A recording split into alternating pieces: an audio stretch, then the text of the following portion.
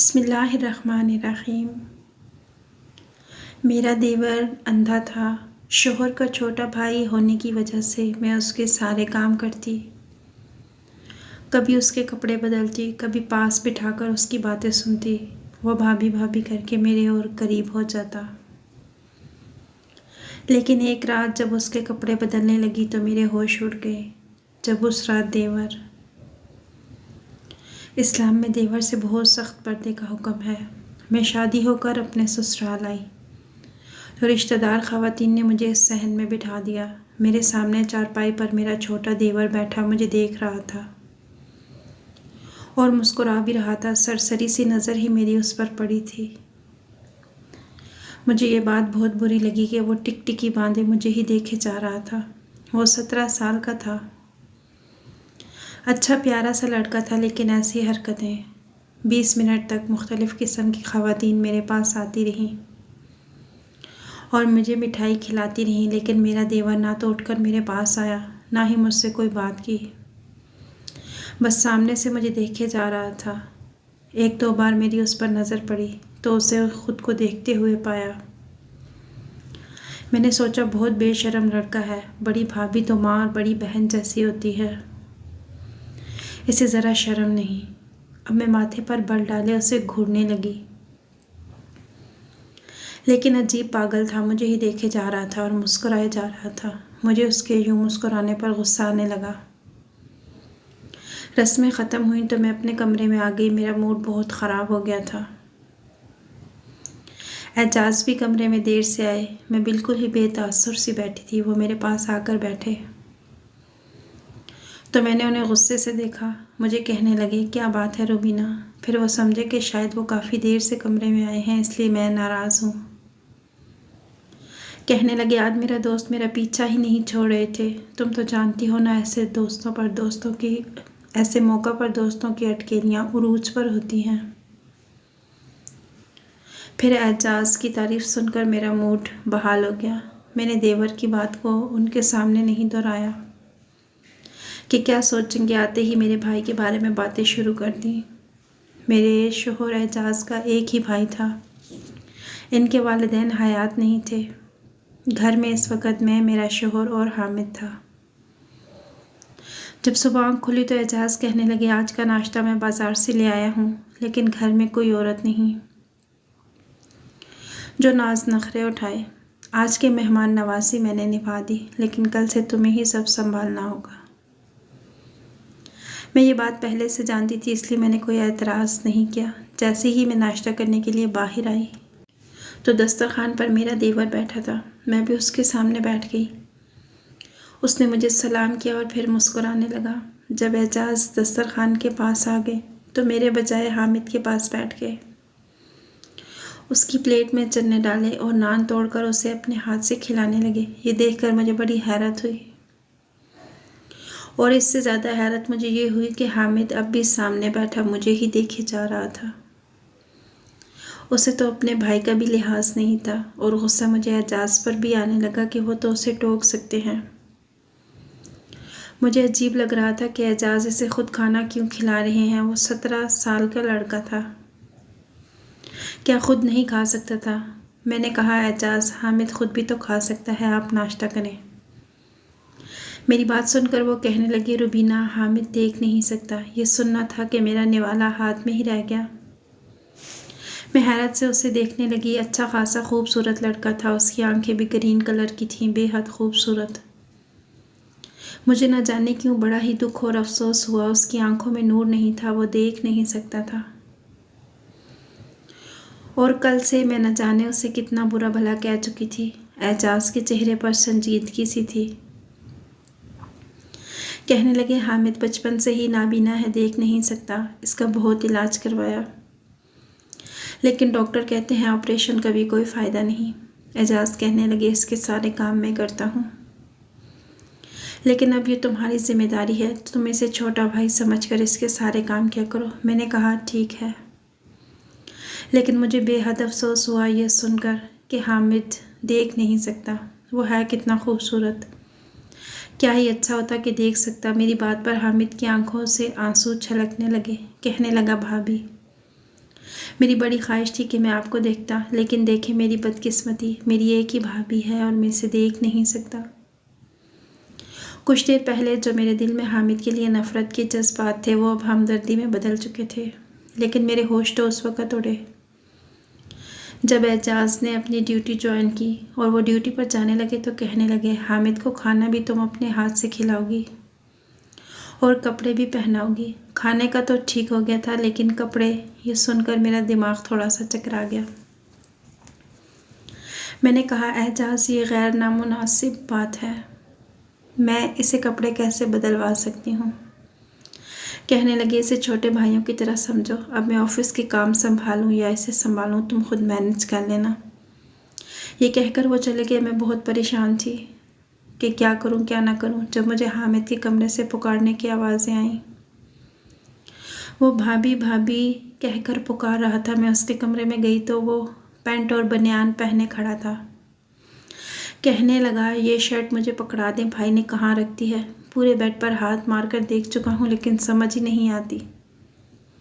اس کی shirt bed کے کنارے پر لٹکی ہوئی تھی۔ میں نے وہ شرٹ اسے پکڑا دی۔ اس نے شرٹ پہن لی لیکن بٹن وہ آڑے تیڑے بند کر رہا تھا۔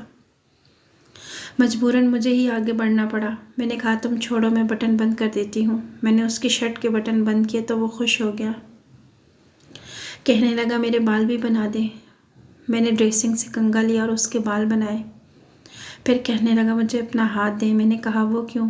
کہنے لگا، میں نے ڈرتے ڈرتے اپنا ہاتھ دیا۔ میں یہ سوچ رہی تھی وہ کیوں میرا ہاتھ پکڑنا چاہتا ہے۔ اس نے میرا ہاتھ اپنے دونوں ہاتھوں میں لیا اور کہنے لگا، آپ کا بہت بہت شکریہ۔ یہ کہہ کر اس نے میرا ہاتھ چھوڑ دیا۔ کہنے لگا، میں آپ کو دیکھ نہیں سکتا لیکن محسوس تو کر سکتا ہوں، اس لیے آپ کا ہاتھ پکڑ کر محسوس کرنا چاہتا تھا کہ بھابھی کیسی ہوتی ہے۔ مجھے تو ماں کی محبت بھی نصیب نہ ہوئی۔ بہت چھوٹا سا تھا جب میری والدہ کا انتقال ہو گیا۔ والد بھی 2 سال پہلے فوت ہو گئے۔ جب تک میرے والد زندہ تھے وہی مجھے سنبھالتے تھے۔ اس کے بعد ساری ذمہ داری اعجاز بھائی پر آ گئی، اور شادی کے بعد آپ نے چند دن بھی اچھے نہیں گزارے کہ میرا بوجھ آپ پر پڑ گیا۔ وہ افسردہ تھا۔ میں نے کہا، تم کسی پر بوجھ نہیں ہو اور مجھ پر تو بالکل بھی نہیں۔ میری بات پر وہ مسکرانے لگا۔ کہنے لگا، آپ بہت اچھی ہیں، میرا بہت خیال رکھتی ہیں۔ جیسے جیسے وقت گزرتا گیا حامد کی حرکتیں کچھ عجیب سی ہونے لگی۔ وہ مجھ سے بہت بے تکلف سا ہونے لگا۔ اب تو خود پکار کر کہتا کہ مجھے شرٹ پہنا دو، مجھ سے بٹن صحیح سے بند نہیں ہوتے۔ کبھی کہتا کنگھے سے میرے بال درست کر دے۔ یہ کام تو وہ خود بھی کر سکتا تھا۔ مجھے لگا کہ بس میرے گھر میں ایک دیور اور شوہر ہے، مجھے کوئی اتنا کام نہ ہوگا۔ ایک دن میں کچن میں برتن دھو رہی تھی تو وہ بھابھی بھابھی چلانے لگا۔ میں بھاگی دوڑی اس کے کمرے میں گئی تو ہنسنے لگا۔ ہاتھ میں موبائل پکڑا ہوا تھا۔ کہنے لگا، میرے ساتھ بیٹھ کر یہ لطیفہ تو سنیں ذرا، کتنا فنی ہے۔ وہ دیکھ نہیں سکتا تھا لیکن سن سکتا تھا، اس لیے موبائل سے کہانی اور لطیفے سننا اس کو شوق تھا۔ میں نے کہا، تم سن رہے ہو، سنتے رہو، اب مجھے نہ بلانا، میں برتن دھوؤں، کھانا بناؤں یا تمہارے ساتھ لطیفے سنوں۔ میں نے بڑے پیار سے اسے ڈانٹا اور احساس بھی دلایا کہ مجھ پر بہت ذمہ داریاں ہیں۔ وہ میری بات سن کر ہنسنے لگا۔ کہنے لگا، میرے پاس بیٹھیں، 2-4 لطیفے سنیں، آپ کی طبیعت بھی خوشباش ہو جائے گی۔ چھوڑے، کام کبھی ختم ہوتے ہیں کیا؟ میں بیٹھ گئی۔ میں نے کہا، اچھا یہ بتاؤ، اب تمہیں بھوک لگی ہے، کیا کھاؤ گے؟ وہ ہنسنے لگا اور کہنے لگا، آپ کا بھیجا کھاؤں گا۔ میں اٹھ کے کھڑی ہو گئی۔ میں نے کہا، خبردار، اب تم نے مجھے آواز دی، سمجھے؟ بس کام کے وقت ہی بلایا کرو، مجھے ابھی کھانا بنانا ہے۔ اعجاز بریانی کا کہہ کے گئے ہیں، اب تمہیں بھی تو بریانی پسند ہے نا؟ اور تمہیں پتہ ہے کہ کتنا وقت لگتا ہے بریانی بنانے میں؟ اوپر سے بہت گرمی تھی، کچن میں کھڑا بھی نہیں ہوا جا رہا تھا۔ یہ کہہ کر میں باہر چلی گئی۔ 3-4 گھنٹے لگ گئے مجھے کچن سمیٹتے ہوئے۔ میں نے بریانی بنائی، کباب بنائے۔ میں بہت تھک چکی تھی۔ گھر آئی تو گھر گندا پڑا ہوا تھا۔ گھر کی صفائی کی، پھر سوچا حامد کا کمرہ بھی صاف کر دوں، لیکن جیسے ہی حامد کے کمرے میں داخل ہوئی وہ چیزوں کو ٹٹول کر اپنا کمرہ خود صاف کر رہا تھا۔ اس کے ہاتھ میں ایک کپڑا بھی پکڑا ہوا تھا جس سے وہ فرنیچر صاف کر رہا تھا۔ میں اسے دیکھ کے مسکرانے لگی۔ میں نے کہا، یہ کیا کر رہی ہو؟ لاؤ دو، میں کر دیتی ہوں۔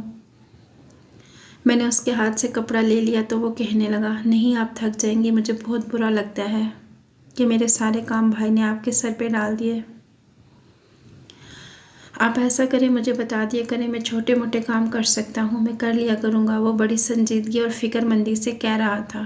میں نے کہا، کچھ بھی کرنے کی ضرورت نہیں،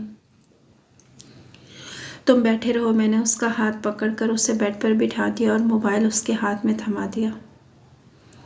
میں نے کہا، تم بس ویڈیو سنا کرو، اور اسے ایک ویڈیو لگا دی جس میں لطیفے تھے، لیکن اس نے موبائل کے ساتھ ساتھ میرا ہاتھ بھی پکڑ لیا اور مجھے اپنے پاس بٹھا لیا۔ کہنے لگا، آپ بیٹھیں، آپ نے بہت کام کر لیا، اب آپ کوئی کام نہیں کریں گی۔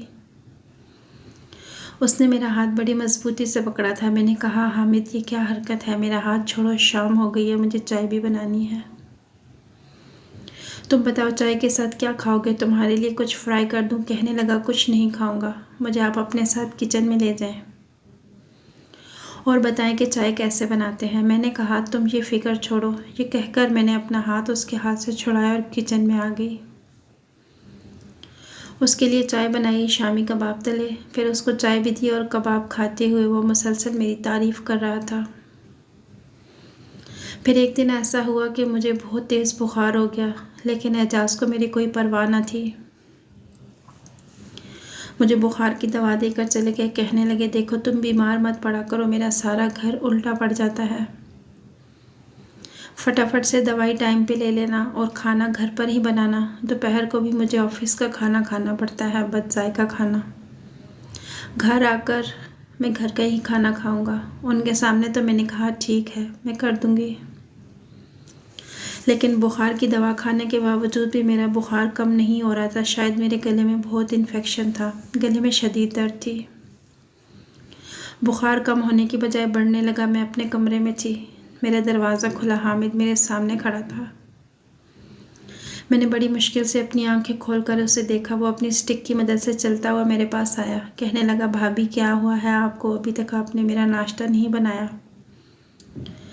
مجھے بہت بھوک لگی ہے۔ میں نے کہا، میری طبیعت ٹھیک نہیں، مجھے بخار ہے۔ یہ سن کر وہ پریشان ہو گیا۔ میں نے کہا، مجھ سے تو اٹھا بھی نہیں جا رہا، میں کیسے تمہارا ناشتہ بناؤں؟ وہ کہنے لگا، آپ نے بھی تو ناشتہ نہیں کیا۔ میں نے کہا، میری ہمت ہی نہیں ہے کہ میں اٹھ کر ناشتہ بناؤں۔ ایسا کرو تو اعجاز کو فون کر دو، اسے کہو کہ جلدی گھر آ جائے، مجھ سے کچھ بھی نہیں ہو پا رہا۔ میری بات سن کر وہ کمرے سے باہر چلا گیا، اور کچھ ہی دیر کے بعد اس کے چیخنے چلانے کی آوازیں آنے لگی۔ میں یکدم بیڈ سے اٹھ بیٹھی۔ اپنے بخار کو خاطر میں نہ لاتے ہوئے میں جلدی سے کمرے سے باہر آئی تو میرے ہوش اڑ گئے۔ حامد کے کپڑوں میں آگ لگی ہوئی تھی۔ میں نے فٹافٹ سے رسی، تولیہ وغیرہ چیزیں لیں اور اس کی شرٹ پر لگی آگ بجھانے لگی، لیکن اس وقت تک اس کا پیٹ اور بازو جل چکا تھا۔ وہ بہت بری طرح چلا رہا تھا۔ میں نے کہا، تم کیا کرنے گئے تھے کچن میں؟ کہنے لگا، میں چائے بنانے گیا تھا آپ کے لیے۔ وہ تڑپے جا رہا تھا، روئے جا رہا تھا۔ کہنے لگا، مجھے کیا پتا تھا کہ آگ لگ جائے گی۔ میں نے جلدی سے اعجاز کو فون کیا۔ حامد یوں تڑپ رہا تھا جیسے اس سے یہ تکلیف برداشت نہ ہو رہی ہو۔ اس کے پیٹ اور سینے کا گوشت تک جل چکا تھا، وہ تڑپتا جا رہا تھا۔ جب اعجاز کو پتا چلا تو وہ بھاگ کے دوڑے دوڑے گھر آئے۔ حامد کا پیٹ اور سینہ کافی حد تک جل چکا تھا۔ اعجاز اسے ڈاکٹر کے پاس لے گئے۔ میں گھر پر ہی تھی اور بے حد پریشان تھی۔ مجھے اعجاز کا فون آیا، میں نے اٹھایا، پوچھا، حامد کیسا ہے؟ وہ کہنے لگے، اس کا پیٹ اور سینہ بری طرح سے متاثر ہوا ہے، میں نے تمہیں کہا بھی تھا کہ اس کا خیال رکھا کرو۔ یہ کہہ کر اعجاز رونے لگے۔ کہنے لگے، مجھے بہت فکر ہو رہی ہے، اس کی یہ تکلیف مجھ سے برداشت نہیں ہو رہی، وہ بہت بری طرح چلا رہا ہے۔ میں نے کہا، مجھے بخار تھا، مجھے کیا معلوم تھا کہ وہ کب کچن میں چلا گیا؟ آنسو تو میرے بھی بہہ رہے تھے۔ اعجاز کہنے لگے، میں ہاسپٹل میں ہی رہوں گا، تو میرا انتظار مت کرنا۔ میں نے کہا، ٹھیک ہے۔ مجھے لگا کہ حامد کو افاقہ ہو جائے گا اور وہ ٹھیک ہو کر گھر آ جائے گا تو میں اس کا بہت خیال رکھوں گی، وہ چند ہی دنوں میں بھلا چنگا ہو جائے گا۔ لیکن جو خبر مجھے سننے کو ملی تو میرے ہوش اڑ گئے۔ اعجاز نے بتایا کہ حامد اب ہم میں نہیں رہا۔ یہ سننا تھا کہ میں رونے لگی۔ میں نے کہا، اعجاز یہ آپ کیا کہہ رہے ہیں؟ اس کو تو بس ذرا سی آگ ہی لگی تھی، ایسا کیسے ہو سکتا ہے؟ میں روئے جا رہی تھی، رو تو اعجاز بھی رہے تھے۔ کہنے لگے آگ اس کے دل تک پہنچ چکی تھی. بہت کوشش کی ڈاکٹرز نے کہ وہ بچ جائے. پوری رات میرا بھائی درد سے تڑپتا رہا.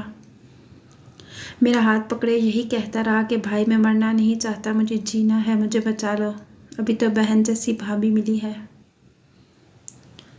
لیکن وہ جا چکا تھا. یہ صدمہ ہم دونوں میاں بیوی کے لیے بہت بڑا تھا. مجھے اکثر گھر میں حامد کے بھابھی بھابھی پکارنے کی آوازیں آتی. میں بھاگ کر جب اس کے کمرے میں جاتی تو خالی کمرہ دیکھ کر پھوٹ پھوٹ کر رونے لگتی. کبھی مجھے لگتا کہ وہ ہنس رہا ہے اور کہہ رہا ہے کہ بھابھی چھوڑیں, سارے کام میرے پاس آ کر بیٹھے, میں آپ کو لطیفہ سناتا ہوں. 4 ماہ بعد میں امید سے ہوئی. اعجاز میرا بہت خیال رکھتے تھے, لیکن یہ پورا عرصہ میں نے حامد کی یاد میں روتے گزار دیا. وہ بالکل میرے چھوٹے بھائیوں جیسا تھا, میرا بہت احساس کرتا تھا. میں خود کو کوستی کہ کاش میں اٹھ جاتی اور ناشتہ بنا لیتی تو وہ یوں نہ چلتا. میرے گھر بیٹا پیدا ہوا. اعجاز بہت خوش تھے. کہنے لگے تم اپنی مرضی کا نام رکھو. میں نے کہا میں نے اس کا نام حامد رکھنا ہے. میری بات سن کر اعجاز کی آنکھیں اب بھیگ گئی.